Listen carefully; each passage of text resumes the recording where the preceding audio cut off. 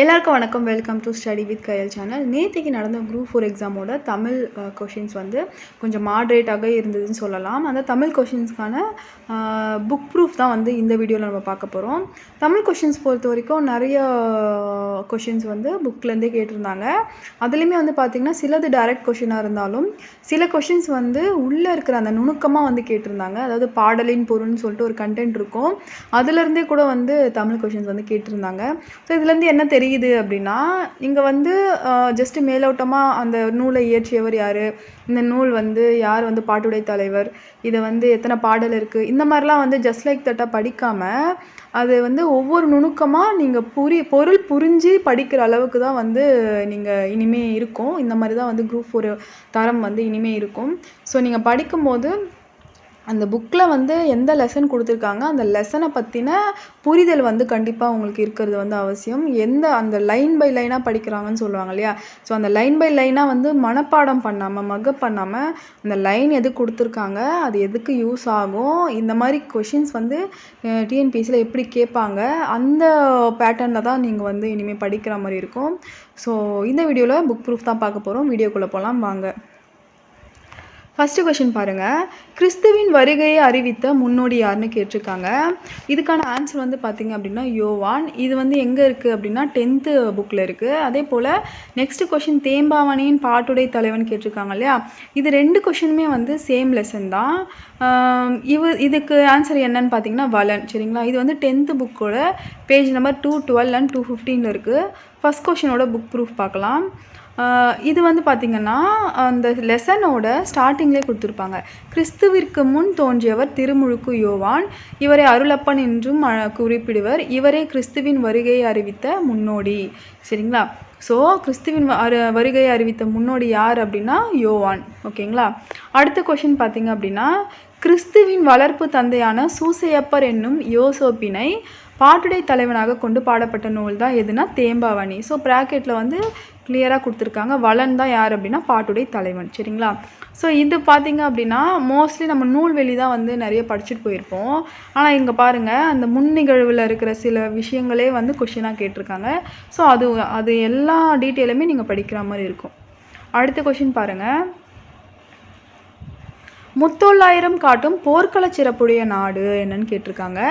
இது வந்து பார்த்திங்கன்னா முத்தொள்ளாயிரம் அப்படின்றது சேர சோழ பாண்டிய 3 மன்னர்களை பற்றியுமே பாடுற பாட்டு தான் வந்து முத்தொள்ளாயிரம். அதில் போர்க்கள சிறப்புடைய நாடுன்னு கேட்டிருக்காங்க. பட் நம்ம அதை தான் வந்து படிச்சிருப்போம். ஆனால் இந்த மாதிரி செப்பரேட்டாக வந்து கேட்டிருக்கிறது வந்து கொஞ்சம் இன்டீரியராக கேட்டிருக்காங்க. இது வந்து பார்த்திங்கன்னா 9th ஸ்டாண்டர்ட் பேஜ் நம்பர் 90 இருக்குது. இங்கே பாருங்கள், ஒரு நாட்டோட வளமும் கொடுத்துருக்காங்க. அதில் 2வது பாயிண்ட் வந்து பார்த்திங்கன்னா சோழ நாட்டோட கொடுத்துருக்காங்க. நெல்லை அறுவடை செய்து காக்கும் உழவர்கள் நெற்போர் மீதேறி நின்று கொண்டு மற்ற உழவர்களை நாவலோ என்று கூவி அழைப்பர். இவ்வாறு அவர்கள் செய்வது வீரர்கள் போர்க்களத்தில் கொல்யானை மீது ஏறி நின்று கொண்டு மற்ற வீரர்களை நாவலோ என்று அழைப்பது போல் இருந்தது. யானை படைகளை உடைய சோழனது நாடு இத்தகு வளமும் வீரமும் மிக்கது அப்படின்னு கொடுத்துருக்காங்க.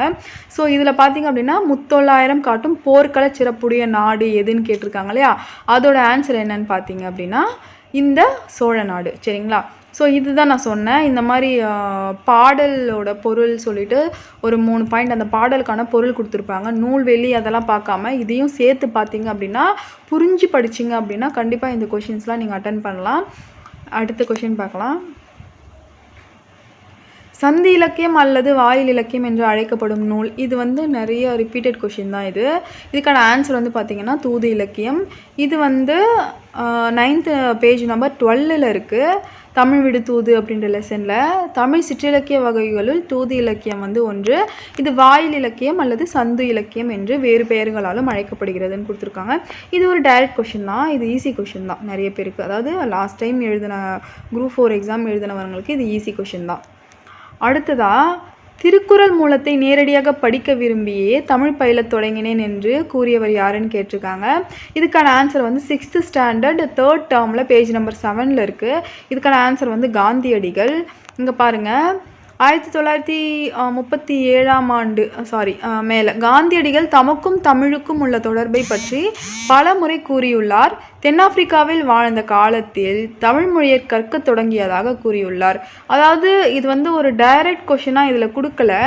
இன்னொரு ஒரு தமிழ் புக்கில் இது இருந்திருக்கு, ஏன்னா நான் படிச்சிருக்கேன். பட் இது நீங்கள் 6th இதை படித்தாலே உங்களுக்கு மோஸ்ட்லி இந்த காந்தியடிகள் லெசன் படித்தாலே இதில் வந்து போட்டுற முடியும். ஸோ இது வந்து ஒரு இன்டைரக்ட் கொஷின் தான். பட் இந்த லெசன் நீங்கள் படிச்சிருந்தீங்க அப்படின்னா அந்த கொஷின் வந்து பண்ணியிருக்கலாம். அடுத்ததாக பகுத்தறிவு கவிஞர் என்று புகழப்படுபவர் யார் அப்படின்னா உடுமலை நாராயண கவி. இது வந்து 7th ஸ்டாண்டர்ட் பேஜ் நம்பர் 6 இருக்குது. பகுத்தறிவு கவிராயர் என்று புகழப்படுபவர் உடுமலை நாராயண கவி. இதுவும் ரிப்பீட்டட் கொஷின் தான், ரொம்ப ஈஸியான கொஷின்.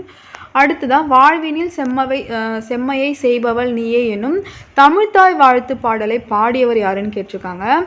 இது வந்து இந்த லெசன் நீங்கள் படிச்சிருந்தீங்க அப்படின்னா கண்டிப்பாக நீங்கள் அட்டன் பண்ணியிருக்கலாம். இந்த 11th தமிழில் பாருங்கள், 11th தமிழ் பேஜ் நம்பர் 186ல் வாழ்வினில் செம்மையை செய்பவள் நீயே என்ற இவரின் தமிழ் வாழ்த்து பாடலை புதுவை அரசு தனது தமிழ்த்தாய் வாழ்த்தாக ஏற்றுக்கொண்டுள்ளதுன்னு கொடுத்துருக்காங்க. யார் அப்படின்னா பாவேந்தர் பாரதிதாசன். அவர் பாடிய இந்த பாடல் வந்து புதுச்சேரி அரசு வந்து தமிழ்த்தாய் வாழ்த்து பாடலாக ஏற்றுருக்கு. இது இன்கேஸ் இதில் வந்து புதுச்சேரி பாடல் அப்படின்னு கொடுத்துருந்தாங்கன்னா கண்டிப்பாக நிறைய பேர் போட்டிருப்பாங்க. ஆனால் இது கொஞ்சம் இன்டைரக்டாக வந்து கேட்டிருக்கறனால இது கொஞ்சம் டஃப்பானது தான். பட் இந்த லெசன் படிச்சிருந்தீங்க அப்படின்னா இது ஈஸி. நிறைய பேர் 10th வரைக்கும் தான் படிச்சிருப்பீங்க. பட் இதுதான் சொல்கிறேன், 11th 12th நீங்கள் வந்து அட்லீஸ்ட் நூல் வெளியாவது பார்த்துட்டு போனோம். அதில் ரொம்ப இன்டீரியர் கேட்க மாட்டாங்க. பட் இந்த மாதிரி இந்த பாக்ஸ் இன்ஃபர்மேஷன்லாம் நீங்கள் அட்லீஸ்ட் கொஞ்சம் ரீட் பண்ணிவிட்டு போயிருந்தீங்க அப்படின்னா இந்த கொஷின் அட்டன் பண்ணியிருக்கலாம். அடுத்ததாக சங்க இலக்கியங்களில் கரகாட்டம் எவ்வாறு அழைக்கப்படுகிறது? இந்த கொஷின் வந்து page number 10th page number 129 இருக்குது. இதுக்கான ஆன்சர் வந்து குடக்கூத்து. சிலப்பதிகாரத்தில் மாதவி ஆடிய 11 வகை ஆடல்களில் வந்து குடக்கூத்து என்ற ஆடலும் குறிப்பிடப்படுகிறதுன்னு கொடுத்துருக்காங்க. இதுவே கரகாட்டத்திற்கு வந்து அடிப்படை என்றும் கூறப்படுகிறது. இந்த லெசனில், அதாவது இந்த 10th ஸ்டாண்டர்டில் இருக்கிற இந்த நிகழ்கலை அப்படின்ற லெசனில் இருந்து போன டைமும் வந்து தேவராட்டம், தேவத்தந்தும்பி அந்த மாதிரி சில கொஷின்ஸ்லாம் வந்து குரூப் 4லேயும் சரி குரூப் 2லேயும் கேட்டிருந்தாங்க. ஸோ இந்த லெசன் வந்து கண்டிப்பாக படித்து வச்சுக்கோங்க. லைன் பை லைனாக படித்து வச்சுக்கோங்க. ஏன்னா ஒரு சில லைனை பற்றியே வந்து நிறைய டீட்டெயிலாக கேட்குறாங்க. ஏன்னா இதில் வந்து பார்த்திங்கன்னா நிறைய மயிலாட்டம் ஒயிலாட்டம் சொல்லிட்டு நிறைய நம்ம நிகழ்கலையை பற்றி கொடுத்துருப்பாங்க. சரிங்களா? முடிக்கெழு வேந்தர் மூவருக்கும் உரியது என அழைக்கப்படும் காப்பியம் எதுன்னு கேட்டிருக்காங்க.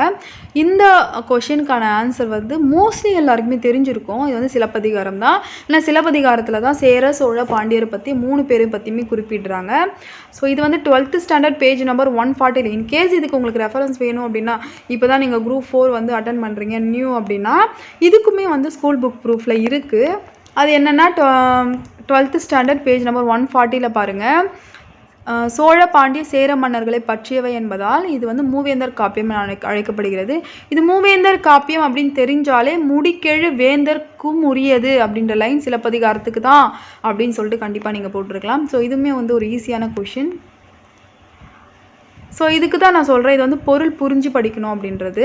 சிலப்பதிகாரத்தை இயற்றியவர் வந்து இளங்கோவடிகள் அப்படின்னு படிச்சுட்டு போயிடவே கூடாது. என்ன சிலப்பதிகாரம், இது யாரை பற்றி சொல்லியிருக்காங்க, இதுக்கான சிறப்பு அம்சம் என்ன, அதை பற்றிலாம் நீங்கள் படிக்கணும். அடுத்ததாக வந்து நனந்தலை உலகம் அப்படின்னா என்னன்னு கேட்டிருக்காங்க. இது வந்து 10th ஸ்டாண்டர்ட் பேஜ் நம்பர் 34 இருக்குது. நனந்தலை உலகம் அப்படின்னா அகன்ற உலகம். முல்லைப்பாட்டு அப்படின்ற லெசனில் வந்து வந்திருக்கும். ஃபஸ்ட்டு பொருளே வந்து அதுதான், நலந்தலை உலகம், அகன்ற உலகம். அதே போல் இந்த நேமி, சக்கரம், கோடு, மலை அதெல்லாமே ரொம்ப இம்பார்ட்டன்ட். கண்டிப்பாக படித்து வச்சுக்கோங்க. அதாவது உங்களுக்கு கொஞ்சம் வித்தியாசமாக இருக்கிறதெல்லாம், இந்த விரிச்சி அப்படின்னா நற்சொல், இந்த மாதிரி நறுவின்னா நறுமுடிய மலர்கள், இந்த மாதிரி கொஞ்சம் வித்தியாசமாக இருக்கலாம். நீங்கள் கண்டிப்பாக படித்து வச்சுக்கணும். அதெல்லாம் கேட்க வாய்ப்பு இருக்குது. அடுத்ததாக வந்து புறநானூற்றின் சில பாடல்களை ஆங்கிலத்தில் மொழிபெயர்த்தவர் யாருன்னு கேட்டிருக்காங்க. சில பாடல்களை ஆங்கிலத்தில் மொழிபெயர்த்தவர் வந்து ஜியு போப்பு. இது வந்து 11th பேஜ் நம்பர் 67 இருக்குது. அதே போல் அடுத்த கொஷின் பாருங்கள். புறநானூறு இந்நூலை the 400 songs of war and wisdom and anthology of poems from classical Tamil the Purananuru என்னும் தலைப்பில் மொழிபெயர்த்தவர் யாருன்னு கேட்டிருக்காங்க. இதுக்கான ஆன்சர் வந்து நிறைய பேர் கன்ஃபியூஸ் ஆகிருக்கலாம், ஜியு போப் தான் அப்படின்னு சொல்லிட்டு. பட் சில பாடல்களை மொழிபெயர்த்தவர் தான் யாருன்னா G U Pope. But George L Hart தான் வந்து மொத்தமாகவே வந்து மொழிபெயர்த்திருப்பார். இதுக்கானதும் வந்து பேஜ் நம்பர் 67 இருக்குது. இந்த 2 கொஷினுமே வந்து இந்த 11th ஸ்டாண்டர்ட் இந்த புறநானூறு பற்றி நீங்கள் படிச்சிருந்தீங்க அப்படின்னா இந்த பாக்ஸில் இருக்குது பாருங்கள். பேராசிரியர் ஜார்ஜ் ஹில் ஹார்ட் வந்து இந்த மாதிரி தலைப்பில் வந்து ஆங்கிலத்தில் மொழிபெயர்த்துள்ளார் அப்படின்னும், அதே போல் ஜிவி போப் வந்து சிலவற்றை வந்து மொழிபெயர்த்திருக்கான்னு சொல்லிட்டு 2 பாயிண்டாக கொடுத்துருப்பாங்க. அது அப்படி எடுத்து கொஷினாக கேட்டிருக்காங்க. ஸோ இந்த மாதிரி வந்து இப்போ நம்ம என்ன படிச்சிருப்போம், ஜிவி போப்பை தான் படிச்சிருப்போம். அப்போ ஜார்ஜ் ஹில் ஹார்ட் வந்து மோஸ்ட்லி நம்ம வந்து ஸ்கிப் பண்ணியிருப்போம், அதாவது படிச்சிருப்போம் பட்டு ஞாபகம் வந்திருக்காது. ஸோ இதுக்கு தான் சொல்கிறேன், அந்த புரிஞ்சு இது யார் பண்ணாங்க, ஜிவி போப் சிலவற்றை தான் பண்ணார், பட் அவர் வந்து இந்த மாதிரி மொழிபெயர்த்திருக்காரு, அந்த மாதிரி நீங்கள் வந்து புரிஞ்சு படிச்சிங்க அப்படின்னா அட்டன் பண்ணலாம். அடுத்து பாருங்கள், பூவையும் குயில்களும் பொலங்கை வண்டரும் இவ்வடியில் பூவையும் என்பது எதனை குறிக்கும் கேட்டிருக்காங்க. இதுக்கு ஆன்சர் வந்து பார்த்திங்க அப்படின்னா நாகனவாய் பறவைகள். 9th ஸ்டாண்டர்ட் பேஜ் நம்பர் 158 இருக்குது. ராவண காவியம் அப்படின்ற லெசனில் பூவையும் குயில்களும் பொலங்கை வண்டரும் அப்படின்ற ஆரம்பிக்கிற பாட்டோட கீழே சொல்லும் பொருளுமே கொடுத்துருக்காங்க. பூவை அப்படின்னா நாகனவாய் பறவை, சரிங்களா? ஸோ இந்த மாதிரி பாட்டுக்கான பொருள் அர்த்தமும் சேர்ந்து நீங்கள் வந்து படிச்சிருக்கணும். அடுத்ததாக தினத்தந்தி நாளிதழில் பணியாற்றிய தமிழ் படைப்பாளர் யாருன்னு கேட்டிருக்காங்க. இதுக்கான ஆன்சர் வந்து பா. சிங்காரம். இது வந்து 10th ஸ்டாண்டர்ட் பேஜ் நம்பர் 39 இருக்குது. புயலிலே ஒரு தோணி அப்படின்ற லெசனில் இருக்குது. இது வந்து புயல், அவர் வந்து இந்தோனேஷியா ட்ராவல் பண்ணும்போது கப்பலில் புயலை பற்றி எழுதியிருப்பார் இந்த புதினத்தில். பா. சிங்காரம் வந்து சிவகங்கை மாவட்டம் சிங்கம்புணரையை சேர்ந்தவர். வேலைக்காக இந்தோனேஷியா சென்றார். மீண்டும் இந்தியா வந்து தினத்தந்தி நாளிதழில் பணியாற்றினார் அப்படின்னு கொடுத்துருக்காங்க. ஸோ இது வந்து பார்த்து வச்சுக்கோங்க. அடுத்து உப்பள தொழிலாளர் உவர்ப்பு வாழ்க்கையை குறிக்கும் புதினம் என்ன அப்படின்னா கரிப்பு மணிகள். 10th ஸ்டாண்டர்ட் 173 பேஜ் நம்பரில் இருக்குது. மங்கையாராய் பிறப்பதற்கு அப்படின்ற லெசனில் சில மங்கையர்கள் பற்றி கொடுத்துருப்பாங்க. அதில் வந்து பார்த்திங்க அப்படின்னா தூத்துக்குடியில் பல மாதம் தங்கியிருந்து உப்பள தொழிலாளர்களின் உவர்ப்பு வாழ்க்கையை கரிப்பு மணிகள் அப்படின்ற ஒரு புதினமாக எழுதியிருப்பாங்க. அதே போல் இவர் எழுதிய வேருக்கு நீர் சேற்றில் மனிதர்கள் அப்படின்ற இதுவும் நீங்கள் படிச்சுக்கோங்க. நெக்ஸ்ட்டு எக்ஸாமில் கேட்க வாய்ப்பு இருக்குது. அலைவாய் கரையில் அப்படின்ற ஒரு ஆப்ஷனும் இருக்கும். 2 ஆப்ஷன் உங்களுக்கு வந்து கன்ஃபியூஸ் ஆகிருக்கும். ஸோ அலைவாய் கரையில் வந்து மீனவரோட வாழ்க்கை சிக்கல்களை பேசுவது. அடுத்ததாக முத்துராமலிங்க தேவரை தேசியம் காத்த செம்மல் என குறிப்பிட்டவர் யார் அப்படின்னு கேட்டிருக்காங்க. இது வந்து திருவிக்கா. இது வந்து பார்த்திங்க அப்படின்னா 7th ஸ்டாண்டர்ட் பேஜ் நம்பர் 59 இருக்குது. தேசியம் காத்த செம்மல் அப்படின்ற ஒரு லெசனில் வட இந்தியாவில் திருவி கல்யாண சுந்தரனார் தேசியம் காத்த செம்மல் என்று பாராட்டியுள்ளார். நேதாஜியுடன் தொடர்புன்னு இருக்கு இல்லையா, அதுக்கு மேலே லாஸ்ட் லைனில் வந்து இந்த கொஷின் இருக்கும். இதுவுமே வந்து ரிப்பீட்டட் கொஷின் தான், ஈஸி தான் இது. ஸோ இதில் வந்து சில கொஷின்ஸ் வந்து பார்த்திங்க அப்படின்னா கொஞ்சம் இன்டீரியராக கேட்டிருந்தாலும் கொஞ்சம் ஈஸியாக தான் இருக்குது. நெக்ஸ்ட் வீடியோவில் வந்து இன்னும் கொஞ்சம் டஃப்பான கொஷின்ஸ்லாம் எங்கேருந்து கேட்டிருக்காங்க அப்படின்றது வந்து பார்க்கலாம். Thank you so much.